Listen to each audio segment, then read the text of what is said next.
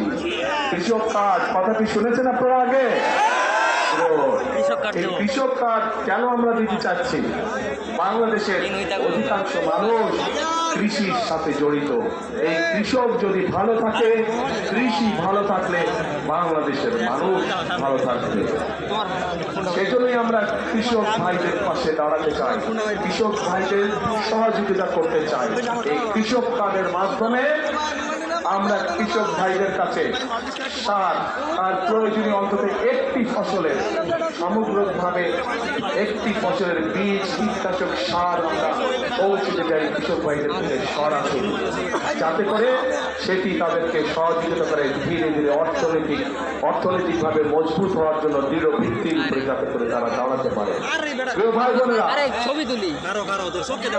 আমাদের আমরা রাজনীতি করি, রাজনীতি করি কাদের জন্য?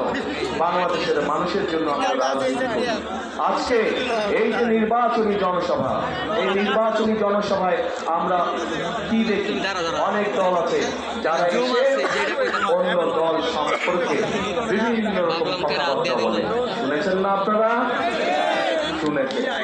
আজকে যদি আমি এখানে দাঁড়িয়ে আপনাদের সামনে অন্য দল সম্পর্কে অন্য কথা বলি, তাদের বিপদ গাই, তাদের সম্পর্কে সমালোচনা করি, তাতে কি জনগণের কোনো লাভ হবে? জনগণের কোনো লাভ হবে? কারণ জনগণ তাকেই ভোট দিবে যারা জনগণের জন্য কাজ করবে, তাই তো? এবং জনগণের জন্য যদি কাজ করতে হয় তাহলে অবশ্যই একটি রাজনৈতিক দলের পরিকল্পনা থাকতে হবে, কিভাবে দেশ পরিচালনা করবে, কিভাবে কি কাজ করবে জনগণের জন্য, সেই পরিকল্পনাগুলো থাকতে হবে।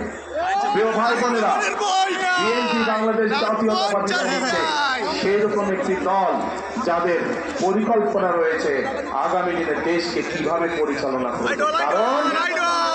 কারণ এই দলটিরই অতীত অভিজ্ঞতা রয়েছে কিভাবে দেশের খাদ্য উৎপাদন দ্বিগুণ করতে হয়। কারণ বিএনপি নামক দলটিরই অভিজ্ঞতা রয়েছে কিভাবে জেলায় জেলায়, উপজেলায়, গ্রাম পর্যায়ে, ইউনিয়নে রাস্তাঘাট নির্মাণ করতে হয়।